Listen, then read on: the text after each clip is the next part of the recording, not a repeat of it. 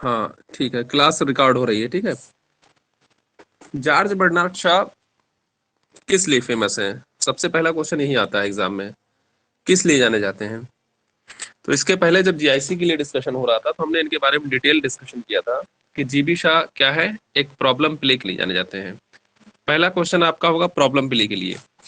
तो जीबी शाह को हमें कैसे याद रखना है कि he was a problem play के ड्रामेटिस्ट हैं, जो प्ले लिखते थे, जो ड्रामा लिखते थे बेस्ड ऑन प्रॉब्लम। कैसी problem? Based on reality of a life. और जो उसके कैरेक्टर कहाँ से होते थे, वो कैरेक्टर कहाँ से होंगे? वो मिडिल क्लास कैरेक्टर होंगे, जैसे हम लोग हैं मिडिल क्लास कैरेक्टर। तो जीबी शाह को हमें जानना है किस लिए? जानना है उनको प्रॉब्लम प्ले के लिए। अब प्रॉब्लम प्ले जब होगा तो उसमें रोमांस होगा नहीं, तो उसमें रोमांटिक कॉमेडी नहीं आएगी। तो problem play is also known as a क्या है? Anti romantic play. ये क्वेश्चन भी आया था, सेम यही क्वेश्चन पूछा गया था, ठीक है। अब जब एंटी रोमांटिक प्ले होगा, एंटी रोमांटिक चीजें होंगी, तो उसमें क्या होगा? तो बात यहाँ पर रियलिटी पर होगी। कैसी रियलिटी पर होगी? ऐसी रियलिटी पर जो धरातल पे, जो हम लोग ग्राउंड पर जो है बैठकर बात करें। आज जब कोई प्रॉब्लम होती है तो हम कहाँ पर बैठकर डिस्कस करते हैं? एक टेबल पर बैठकर बात करते हैं ना प्रॉब्लम को। तो इसको हम डिस्कशन प्ले भी बोलते हैं। देखिए तीन इस जीबी शाह को किसके लिए जाना जाता है, कितनी चीजों के लिए? पहली चीज प्रॉब्लम प्ले।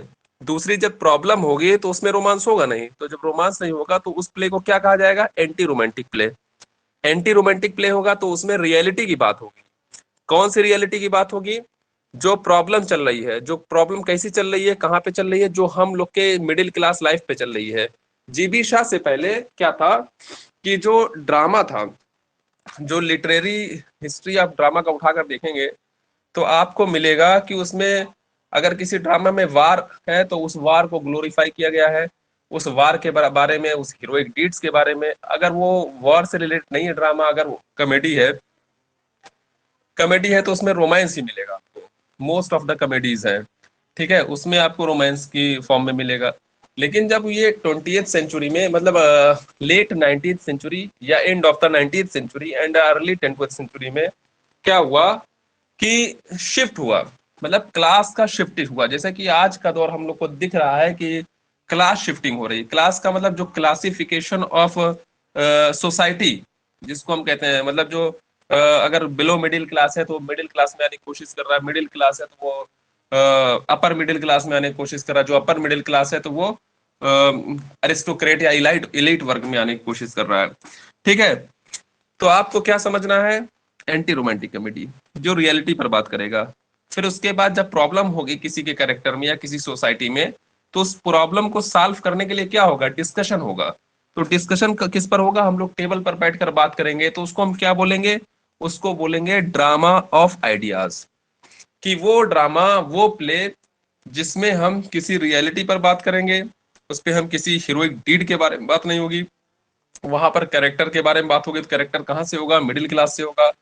ऐसा कैरेक्टर होगा जैसा कि जैसे हम लोग रियलिटी में समाज में देखते हैं, ठीक है। वो सारी चीजें हैं।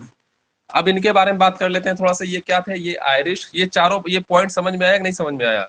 अगर आपसे कोई पूछता है कि प्रॉब्लम प्ले क्या है, प्रॉब्लम प्ले आपको समझ में आना चाहिए। फिर प्रॉब्लम प्ले को और किन किन नामों से जाना जाता है, जैसे एंटी रोमांटिक, ठीक है, आपका डिस्कशन प्ले या drama of ideas.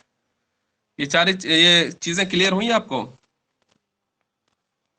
Yes sir.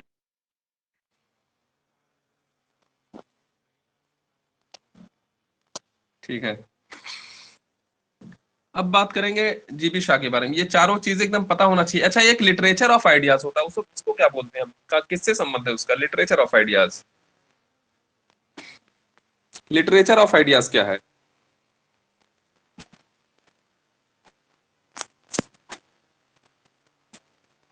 Poetry.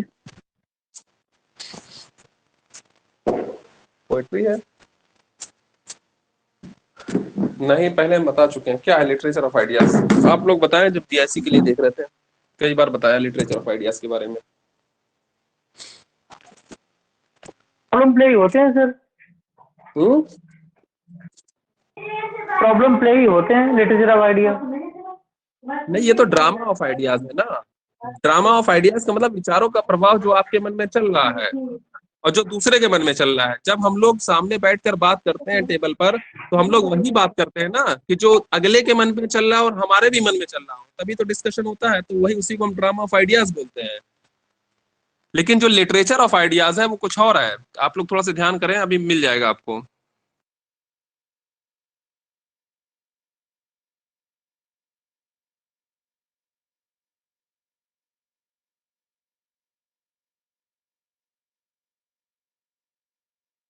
Science fiction को आपने सुना है ना? साइंस फिक्शन, हाँ हाँ हाँ क्या है वो? Yes sir. H.G. वेल्स का है। एच जी वेल्स का नहीं, जो हम साइंस फिक्शन, जो हम लिटरेचर ऑफ आइडियाज बोल रहे हैं कि लिटरेचर में आइडियाज कहाँ से आते हैं, वो है साइंस फिक्शन का जो इस्तेमाल है। जो चीजों ने आज 1950, जैसे अभी हम 2020 2050 21 में, हाँ तो जो 2050 से 2080 के बारे में बात करेंगे, वो एक आइडियाज है ना। तो लिटरेचर में अगर ऐसे आइडियाज को प्रेजेंट किया जाता है तो साइंस फिक्शन की कैटेगरी में आता है। ठीक है, साइंस फिक्शन का नाम बताइए जरा, दो चार साइंस फिक्शन किसने किसने लिखा है। एक तो H.G. वेल्स है। Time machine. हाँ, टाइम मशीन, टाइम मशीन है एच.जी. वेल्स का। ठीक है। और और 1983 1984 हाँ 84 आए थे। 84 है 84।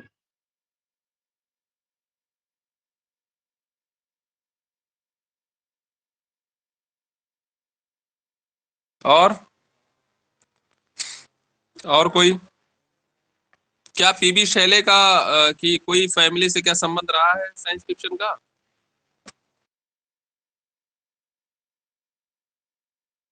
मैरी शैले ने लिखा था। मैरी शैले ने क्या लिखा था? फ्रैंकेनस्टाइन लिखा था। ठीक है। फ्रैंकेस्टाइन। ये हाँ क्वेश्चन ऐसे ही डायरेक्ट आता है, लेकिन आप लोग भूल जाते हो, पता नहीं क्यों। एकदम डायरेक्ट क्वेश्चन मिलेगा। एच जी वेल्स का टाइम मशीन, ये पहला नावल है। मैरी शैले का फ्रैंकेनस्टाइन बार बार बता चुके हैं। जॉर्ज ऑरवेल का 1984। ठीक है। बस तीन नाम तो याद ही रखना है अपने टीजीटी पीजीटी के लिए, एलटी के लिए। तीन चार नाम तो याद रखना, बाकी उससे ज्यादा नाम नहीं याद रखना है तो बहुत दिखने वाले।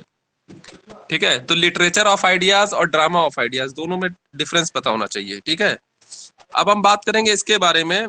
इनके जो क्या नाम है, जीबी शाह है। जीबी शाह एक आयरिश इनकी पैदाइश है। ठीक है। ये आयरिश मतलब आयरलैंड से आते हैं ये। जीबी शाह के साथ साथ एक एक और पोएट है जो आयरलैंड से आता है, उसका क्या नाम है? W.B. येट्स। W.B. येट्स। ठीक है। अब ये आयरिश मतलब आयरलैंड से आते हैं। और दूसरी चीज, ये फैबियन सोसाइटी के मेंबर रहे हैं। ठीक है। ये डबलिन में पैदा होते हैं, ये फैबियन सोसाइटी के मेंबर रहे हैं, ये एक फ्री थिंकर रहे हैं। ये मतलब इन्होंने सबसे ज्यादा प्रॉब्लम प्ले लिखा, और ये प्रॉब्लम प्ले किनके, मोस्ट ऑफ द प्रॉब्लम्स इनकी जो है महिलाओं के बारे में थी। ठीक है। ये इसको बोला जाता था सपोर्टर ऑफ वुमेन राइट्स, मतलब कि महिलाओं के अधिकार के समर्थन में बात करते थे, जो रियलिटी में होती थी। लेकिन इनके साथ और जो लोग थे वो बात तो करते थे कि हम ऐसा कर देंगे वैसा कर, लेकिन ये चीजें केवल बातों में ही थी। वो धरातल पर, जो जमीन पर हकीकत पे कभी वो सामने आई ही नहीं। ठीक है। इन्होंने लिखा अपने किसी वर्क में। ठीक है। तो ये क्या याद रखना है, ये डबलिन, ये आयरलैंड से आते हैं, आयरिश से आते हैं, ये फैबियन सोसाइटी के मेंबर हैं। ये मानो क्या नाम है, महिलाओं के अधिकारों की जो है की बात करते हैं। इन्होंने प्रॉब्लम प्ले लिखा है। इन्होंने प्रॉब्लम प्ले को ही एंटी रोमांटिक प्ले बोला जाता है, इसी को डिस्कशन प्ले बोला जाता है, इसी को ड्रामा ऑफ आइडियाज बोला जाता है। ठीक है। इन्होंने प्रॉब्लम कैसे दिखाया, किस टाइप की प्रॉब्लम दिखाई? Problem based on our life, मतलब एक सोसाइटी में जो लाइफ ऑन अ सोसाइटी जो होती है, एक सोसाइटी में कौन कौन सी प्रॉब्लम होती है बताइए। जो हम लोग डे टू डे लाइफ में, एवरीडे यूज लाइफ में जो चीजें हम लोग सामने देखते हैं, वो कौन कौन सी चीजें प्रॉब्लम होती हैं। हम कहीं पर जाते हैं तो वहां पर क्या होता है, क्लास क्या नाम है वो प्रॉब्लम दूसरी तरीके से होती है। कहीं हम अगर कहीं किसी काम से जा रहे हैं तो क्लास स्ट्रगल करना पड़ता है। सोशल डिस्ट्रक्शन होता है, जब हम किसी समाज में रह रहे हैं, अलग अलग कास्ट, अलग अलग जो है रिलीजन के लोग रह रहे हैं, तो वहां पर सोशल डिस्ट्रक्शन होगा। गरीबी मतलब अमीरी का भी जो है एक वर्ग का अंतर है, क्लास है, उसमें भी डिफरेंट है। पॉवर्टी जिसको बोलते हैं, गरीबी में मतलब ये बिलो क्लास का या अपर क्लास का है। ठीक है। इलिटरेसी में भी फर्क है कि आपने एमबीबीएस कर रखा है, आप भी जॉब में है, ठीक है, लेकिन किसी दूसरा बंदा जो आईआईटीएन है या एमबीबीएस है या क्या नाम है कहीं अच्छे पोस्ट पर है या सिविल सर्विस में है और आप भी जॉब कर रहे हैं, ठीक है, लेकिन क्लास में फर्क है, कोई एलीट क्लास में आ रहा है, स्टोक्लेस क्लास में, वहां पर भी आपको जो है क्लास रिस्ट्रिक्शन देखने को मिलेगा, ठीक है। उसकी ये हमारे समाज में प्रॉब्लम है। लाइफ क्या नाम है, और हाँ, मैरिज लाइफ में मैरिज इंस्टीट्यूशंस को लेकर जो है प्रॉब्लम है, हाई कास्ट लो कास्ट इस तरीके से, ठीक है। सोशल इनजस्टिस है, अन्याय वाली बात, बहुत देर में न्याय मिलता है, कहीं कहीं पर जो है न्याय मिलता ही नहीं है। तो ये जो प्रॉब्लम है हमारे जो है सोसाइटी में, उसी सोसाइटी को देखकर इन्होंने एकदम, जिसको हकीकत जो है जो हम लोग आमने सामने रोज जो कहते नहीं है प्रॉब्लम को सामने रूबरू करना, मतलब आमने सामने रोज उससे दो चार होना, ठीक है, ये सारी चीजें उन्होंने जो है अपने वर्क में लिखा है, ठीक है। और जो इनके वर्क हैं वो वर्क के नाम तो पता ही होंगे, वर्क के नाम बताना जो है आप लोग पढ़ लीजिएगा वर्क के नाम, लेकिन दो इनके वर्क थे जो बैन हो गए थे। वो उसको बैन कर दिया गया था किसी कारणवश, मतलब कि कुछ उसमें रहा होगा गवर्नमेंट या वहाँ तत्काल जो गवर्नमेंट रही होगी उसके अगेंस्ट, या तो कुछ लिखा होगा या कुछ ऐसी चीज रही होगी जो रिलीजियस रही होगी। बैंड तभी होता है, इनका दो प्ले जो बैंड हो गया है उसका नाम याद रखना है, ठीक है। सर एक प्रोस्टिट्यूशन के ऊपर था, विडोवर हाउस, और एक और था कोई, सेक्शन, ठीक है। हाँ, और एक इनका एक वर्क और है जो बैंड है, वो कैंडिडा है, मिसेस वॉरेन प्रोफेशन क्लियर पता है, लेकिन और बाकी का नहीं पता है क्या है। वो मिसेस वॉरेन प्रोफेशन तो ठीक है, वो तो बैन हो गया था, ठीक है। इन्होंने भी जो है जो अपने करियर की शुरुआत करा था, मतलब ये बहुत वेल नोन जिसको बोलते हैं, बहुत अच्छे जर्नलिस्ट और जो है वो स्पीकर रहे हैं, ठीक है। कहीं ना कहीं इनकी करियर की शुरुआत भी जर्नलिस्ट से ही हुई है, ठीक। ये सब पॉइंट हमें याद रखना है। तो क्या क्या चीज समझ में आ गई, ये प्रॉब्लम प्ले का मैटर समझ में आ गया पूरा?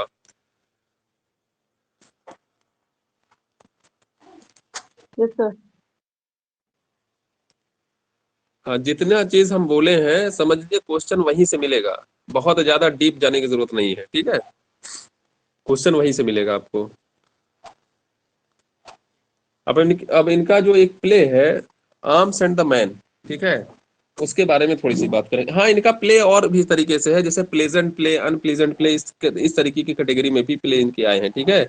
ये इनके जो प्ले 1898 के आसपास जो प्ले आए थे, वो इन्होंने जो अपने अपने हाँ हाँ, बताइए बताइए, कोई कुछ कह रहा है क्या? ये इसमें एक, हाँ हाँ, ये नहीं, मेंबर ऑफ जेटेटिकल सोसाइटी, ये क्या वही सेविंग सोसाइटी वाली बात है क्या इसमें? कौन सी सोसाइटी? जेटेटिकल सोसाइटी। पता नहीं, कोई दूसरा नाम होगा, लेकिन जो जो पता है वो है फैबियन सोसाइटी के बारे में, कि ये बहुत एक्टिव मेंबर रहे हैं उस सोसाइटी के, ठीक है। अब वो उसको देखना पड़ेगा, वो भेजिएगा ग्रुप में। ठीक है, हाँ, भेज इनके देंगे बाद में। हाँ, इनके प्ले को कैटेगराइज किया है इन्होंने, मतलब खुद ही कैटेगराइज किया है, प्लीजेंट प्ले और अनप्लीजेंट प्ले, ठीक है।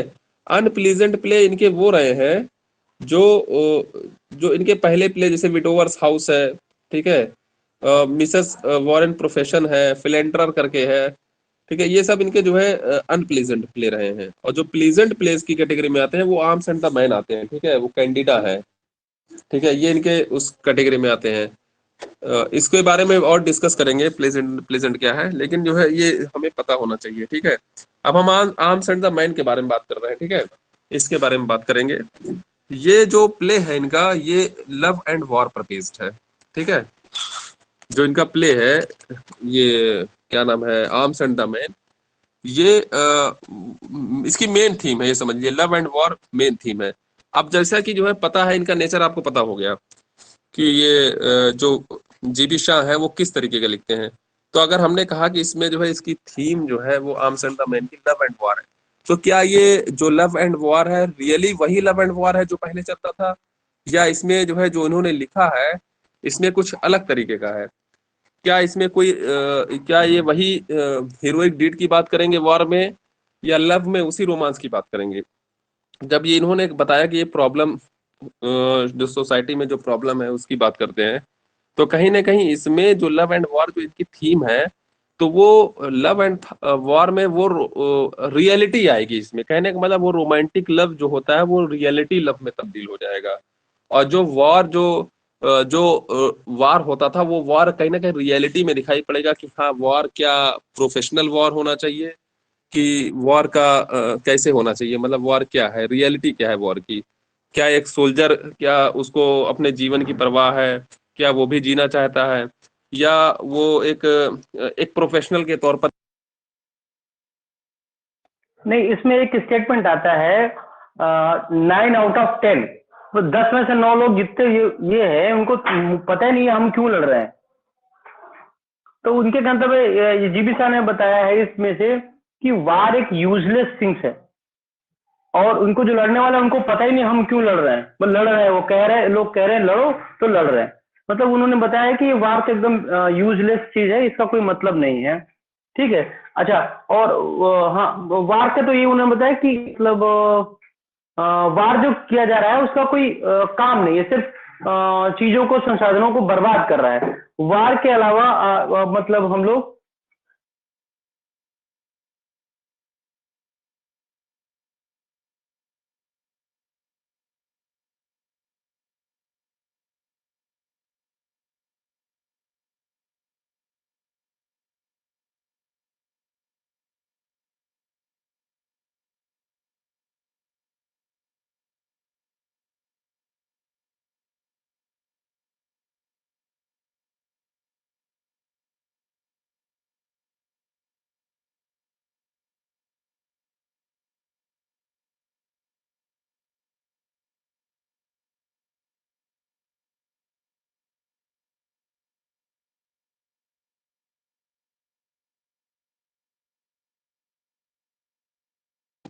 हेलो,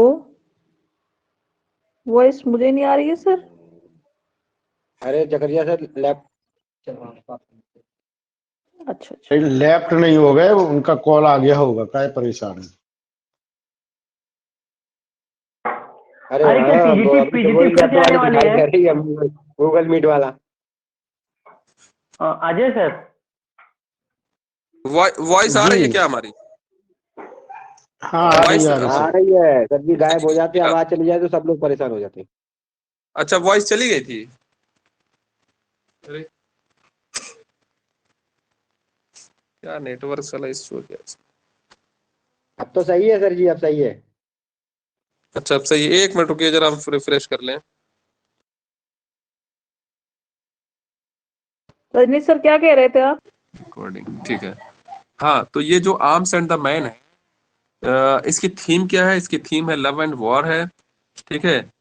और हाँ, ये एंटी रोमांटिक कॉमेडी है, ये क्या है, प्रॉब्लम प्ले है, ये डिस्कशन प्ले है, ये ड्रामा ऑफ आइडियाज है। इसमें जो है प्रॉब्लम को देखो, इसमें इसमें देखा भी होगा आपने, जब प्ले ओपन होता है तो वो बेड चैम्बर से शुरू होता है, फिर उसके बाद ये जो प्ले चलता है फिर वहाँ गार्डन में होता है, फिर पार्ट 3 उसमें चलता है, क्या नाम, लाइब्रेरी का सीन है। तो ये प्ले आपको समझ में आ गया कि ये 3 एक्ट में है। ठीक है, कितने एक्ट में प्ले है? प्ले भी ये 3 एक्ट में है। ये क्वेश्चन आपका सही मतलब आपको ध्यान में होना चाहिए कितने एक्ट का प्ले है। दूसरी चीज, ये एंटी रोमांटिक कॉमेडी है, इसमें कोई रोमांस नहीं है। ठीक है। और कहीं ना कहीं हमने कहा ना, ये लाइट सैटायर है। ये क्या है? लाइट हार्टेड रोमांस कॉमेडी, कहीं ना कहीं सैटायर है ये। इसमें कहीं ना कहीं एक सोशल, एक हिडन मैसेज है सोसाइटी के लिए। ये भी हमें पता होना चाहिए, क्योंकि जब वो क्वीन विक्टोरिया का समय था 1901 तक, तो सोशल सैटायर उस समय, सोशल कॉमेडी जो है बहुत फेमस हुआ करती थी। उसके बाद इन्होंने डायरेक्टली लिखना शुरू कर दिया चीजों को, और ये इंटर कर गए किसमें, ये मिडिल क्लास कैरेक्टर को उठाने लगे। और जो शिफ्टिंग ऑफ क्लास हो रही थी उस समय, जैसे वो दौर था 20th सेंचुरी या लेट 19th सेंचुरी या end of the 19th century और earliest of the 20th century, वो दौर जो था वो वही बता नहीं रहे कि अर्बनाइजेशन का जो है दौर था, इंडस्ट्रियलाइजेशन चल रहा था, औद्योगिकरण चल रहा था, लोग शिफ्ट हो रहे थे फ्रॉम विलेज टू सिटी। तो जब एक कोई गांव का आदमी जब शहर में जाके शिफ्ट होगा, तो उसको उसके भी लाइफ में प्रॉब्लम आएंगी। तो वही सारी प्रॉब्लम्स को कहीं ना कहीं जीवी शाह ने अपने पेन के माध्यम से अपने किताबों में लिखा है और उसी सारी चीजों को बताया है। और इस प्रॉब्लम को दिखाने में कहीं ना कहीं जो है इनको सेंसरशिप बोर्ड वगैरह ये सब जो होते हैं इसमें भी प्रॉब्लम आई है। ठीक है, अब हमें उसके आर्म्स एंड द मैन के बारे में बात करना है, हम बार बार उस पर चले जाते हैं। तो ये इनका एक रोमांस है, एंटी रोमांस है और रोमांस सटायर भी है, अगर पूछा जा सकता है। ठीक है, और जो ये टाइटल आया है आर्म्स एंड द मैन, ये जो आता है ये रोमन पोएट जो रहे हैं वर्जिल। ठीक है, वर्जिल का जो, अच्छा वर्जिल का कौन सा वर्क है बताइए, वर्जिल के वर्क का नाम बताइए। ओडिसी। नहीं भैया, वर्जिल के वर्क का नाम बताइए। इलियाड। हाँ, एनीड, एनीड, एनीड, एनीड। तो जो वर्जिल का वर्क है एपिक पोयम है, एपिक वर्क है एनीड, वहां से लिया गया है। ठीक है, आर्म्स एंड मैन का जो टाइटल लिया गया है, जो लाइन ली गई है आर्म्स एंड द मैन, वो रोमन पोएट वर्जिल के एपिक पोयम एनीड से लिया गया है। अच्छा ये बताइए, पहले लिटरेरी एपिक का एग्जांपल बताइए, फर्स्ट लिटरेरी एपिक का एग्जांपल बताइए। ब्यूवोल्फ। बियोवेल्फ। हम लोग भूल जाते हैं। अच्छा ये एपिक के जो है बताइए, एपिक कितने टाइप का होता है? एपिक, एपिक कितने प्रकार का होता है, कितने टाइप का एपिक होता है? Folk, primary, secondary. हैं? Secondary, literary, primary, epistle. Secondary. हाँ, प्राइमरी और सेकेंडरी होता है। और सेकेंडरी, सेकेंडरी वाले को क्या बोलते हैं हम? सेकेंडरी वाले को ही तो लिटरेरी एपिक बोलते हैं हम लोग। फर्स्ट वाला तो प्राइमरी एपिक है। हाँ, क्या है बताओ, फर्स्ट वाला क्या है? वो तो प्राइमरी एपिक है ना। अगर हम प्राइमरी एपिक का एग्जांपल पूछेंगे जिसमें तो वो जो है फर्स्ट जो प्राइमरी एपिक है। अच्छा ये प्राइमरी एपिक का एग्जांपल बताइए, आप ही लोग बताइए। ये बाइबल वाली जो बुक है।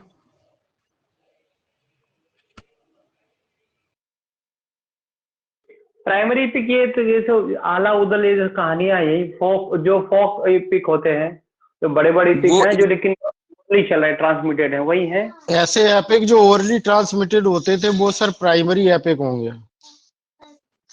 अच्छा अच्छा ठीक है। जिनका अच्छा जिनका सर जिनका लिखित में जी। हाँ तो इसी एपिक में किसी का नाम बताइए जिन्होंने एपिक को जो है एपिक, प्राइमरी एपिक लिखा हो।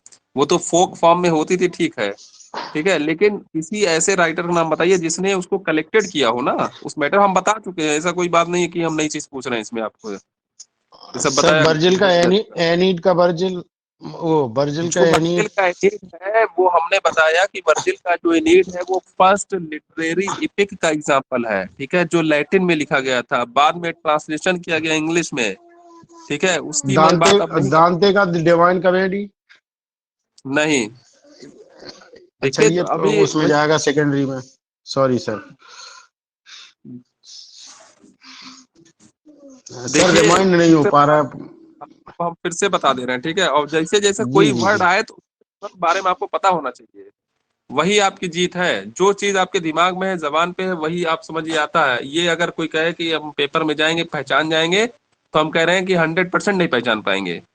वो कहेंगे ये आता था और भूल गए, ठीक है, गलत लगा के चले जाएंगे। तो जो ओरली फॉर्म में होती थी, वो जो ट्रांसमिट होती थी from generation to generation, village to village, ये जो एपिक होता था, ये होमर एक राइटर रहे हैं, एक वो रहे हैं, तो उन्होंने इलियाड और ओडिसी नामक में करके उसको कलेक्टेड किया। ठीक है, अगर कोई first English literary primary epic का एग्जांपल पूछा जाएगा तो वो बीवुल्फ है। आप लोग बीवुल्फ बता रहे हैं। बीवुल्फ क्या है? फर्स्ट इंग्लिश लिटरेरी है, प्राइमरी का एग्जांपल है। और जो लिटरेरी इपिक जो सेकेंडरी इपिक है उसका एग्जांपल वर्जिल का एनीड है। और आर्म्स एंड द मैन जो लाइन ली गई है वो वर्जिल के एनीड से ली गई है। समझ में आ गई बात अब?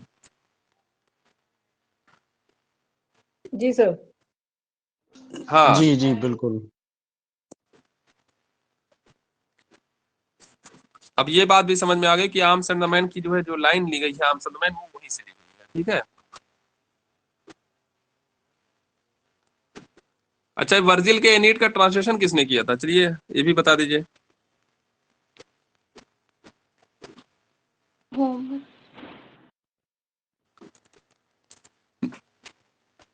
या इसको क्या नाम है, हाँ, किसने ट्रांसलेशन करते समय कुछ उसमें नई चीजें, नया कोई रिदम या राइम या मीटर कुछ करके लाया था कोई? Wycliffe, Wycliffe.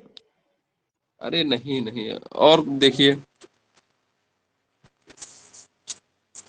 ये वर्जिल का जो एनीड था वो दूसरी और चौथी बुक का ट्रांसलेशन करते समय जो ब्लैंक वर्स का इस्तेमाल किया गया था उसका नाम क्या था? Mighty land. नहीं नहीं नहीं, उसका उस जिसने ट्रांसलेशन किया था उसका नाम क्या था? सर याद नहीं आ उसका रहा। नाम सरे हेनरी होवर्ड। हाँ, हेनरी होवर्ड अर्ल ऑफ सरे। ठीक है,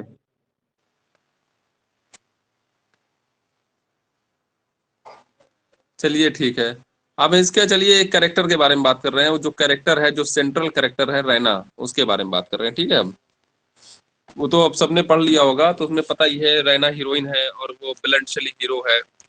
ठीक है, सबको पता है। इसमें निकोला और लूका करके जो सर्वेंट है, और सर्जियस है, और उसकी क्या नाम है, इसकी रैना की जो माँ है कैथरीन है, उसका जो फादर है, फादर का नाम क्या है, शायद पेंटकाफ है। ठीक है, मेजर पेटकोफ।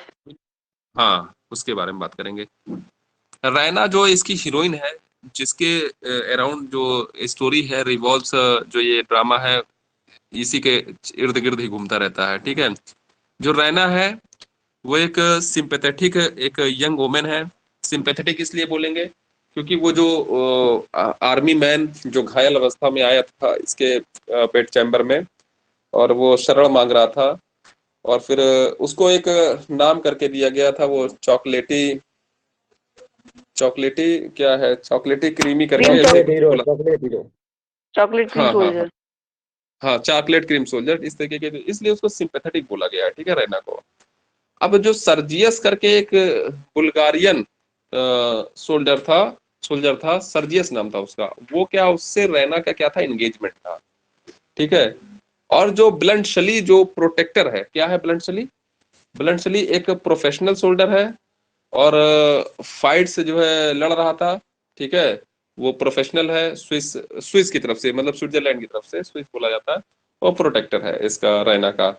और जो पेंटकाफ थे ये बुल्गारियन मेजर रहे हैं, मतलब ये रियलिटी ऑफ वार को देखना चाह रहे थे। ये जो पेंटकाफ थे ये फादर है रैना के। ये कैरेक्टर्स के बारे में, जो रैना है इसके बारे में ये सारी चीजें पता। और कैथरीन है जो एक मिडिल क्लास वुमेन है, जो एजेड है, ये मदर है इसकी रैना की। ठीक है, और जो लूका जो सर्वेंट है, ठीक है, वो सर्वेंट है इसकी, किसकी, रैना की सर्वेंट है।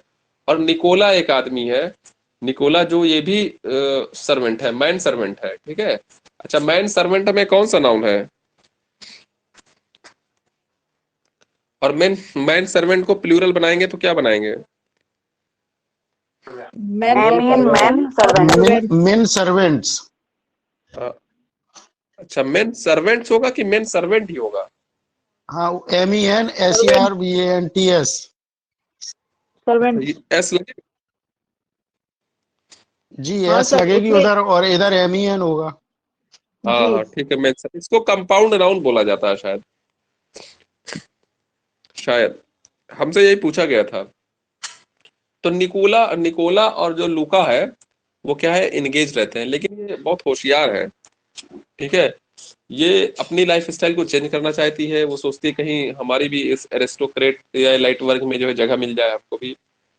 ठीक है, और ये निकोला रहता है, ये कहीं ना कहीं शायद ये मार्क्सिस्ट आइडियोलॉजी से भी प्रभावित है, चीजों को बहुत जांच परख कर, और भी चीजें जो है, जब इन लोग आपस में जब स्टोरी पढ़िए तो बात होती है। ठीक है, तो ये रैना का कैरेक्टर है। रैना का कैरेक्टर किसके किसके साथ है? सर्जियस के साथ इंगेज रहती है, ये सिंपैथेटिक वुमेन है, ये यंग लेडी है, शायद ये 23 की है। और वो जो ब्लंट शली रहता है वो 34 का रहता है, इसका एज भी पूछा जाता है। ठीक है, पेंटकाफ इसके फादर है जो बुल्गारियन मेजर है। सर्जियस एक बुल्गारियन सोल्जर है। ठीक है, उसकी युद्ध नीति इसको समझ में नहीं आती है, जो जिस तरीके से वो युद्ध लड़ता है और जीतता है, क्या है उसकी नीति इसको नहीं समझ में आती। ये कहीं ना कहीं जो है उससे बहुत ज्यादा, पहले तो उसके बारे में बात की, लेकिन ब्लंट शली को जो है ये कहीं ना कहीं जो है ज्यादा प्रेफर करती है। फिर उसको लगता है कि ये हमारे साथ एंगेज है और इसके बारे में बात करें, तो यही सब कहानी इसमें चलती है, पढ़ लीजिएगा। बस रैना के कैरेक्टर में ये इतनी सारी चीजें जो हम बोल रहे हैं कि इसका नौकर किसके साथ एंगेज थी, और जो नौकर थे निकोला और लूका, ये दोनों आपस में एंगेज थे, ब्लंट शली और सर्जियस, इनके बारे में। ठीक है, अब देख लेते हैं। अब जो ये आम समयन आया था, ये किस लिटरेरी पीरियड में आया था? अब इसके बारे में बताइए जरा, किस लिटरेरी पीरियड के एग्जाम्पल है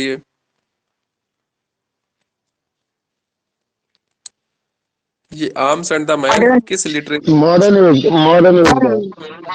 हाँ, मॉडर्न एज, जिसको हम बोल सकते हैं एंड ऑफ रोमांटिसिज्म और बिगिनिंग ऑफ मॉडर्निज्म। ठीक है, ऐसे भी लिख के आएगा। ठीक है, इसका जोनर क्या है? कॉमेडी है, लेकिन वो कहीं ना कहीं एंटी रोमांटिक कैटेगरी में आता है। इसकी सेटिंग कहाँ पर है? सेटिंग इसकी बुल्गारिया में है। ठीक है, इसकी सेटिंग कहाँ पर है? बुल्गारिया में है। और इसका एंटागोनिस्ट कौन है? इसका एंटागोनिस्ट सर्जियस है। और ये प्ले क्या है? मतलब ये प्ले की कैटेगरी में आता है। इतना चीज आपको मतलब पता होना चाहिए। इसका फुल टाइटल क्या है? इसका फुल टाइटल आपका ये आर्म्स एंड द मैन है। ठीक है, ये कब लिखा गया था? ये 1890 के आसपास लिखा गया है। ठीक है, कहने का मतलब एंड ऑफ 19th सेंचुरी और बिगिनिंग ऑफ 20th सेंचुरी, वही 1892 एंड ऑफ, हाँ, end of romanticism, end of जो है उसकी जो है, और बिगिनिंग ऑफ द मॉडर्निज्म। ठीक है, लिखा गया था वहीं। और कहाँ पर लिखा गया था? सेटिंग तो बुल्गारिया की, इसमें कंफ्यूज बिल्कुल मत होइएगा, इसकी सेटिंग तो बुल्गारिया की है, लेकिन जो लिखा गया था वो आयरलैंड में लिखा गया था और इंग्लैंड में लिखा गया था। पब्लिश्ड कब हुआ था? 1894 में हुआ था। कैरेक्टर रैना के बारे में बिल्कुल एकदम कोई भी पॉइंट मिस नहीं होना चाहिए। क्वेश्चन आएगा तो रैना से आएगा, क्योंकि रैना जो है क्या है, सारी स्टोरी इसी के इर्द गिर्द घूमती है। कोई भी स्टोरी आप देखेंगे, इसकी सेटिंग में और लिखने में कहाँ पर की जो है सेटिंग है, बुल्गारिया की सेटिंग है। कहाँ लिखा गया था? वो आयरलैंड और इंग्लैंड में लिखा गया था। एंटागोनिस्ट पता होना चाहिए, सर्जियस है। ठीक है, लिटरेरी पीरियड भी पता होना चाहिए, किस एज में लिखा गया। ठीक है, और रैना के बारे में सारी डिटेल।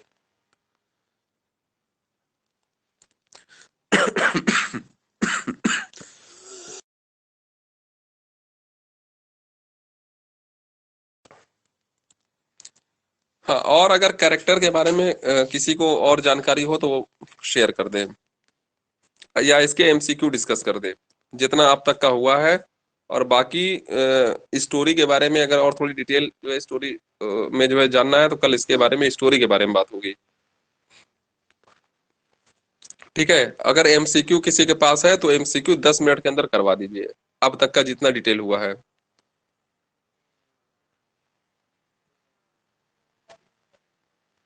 जकरिया सर, हाँ हाँ,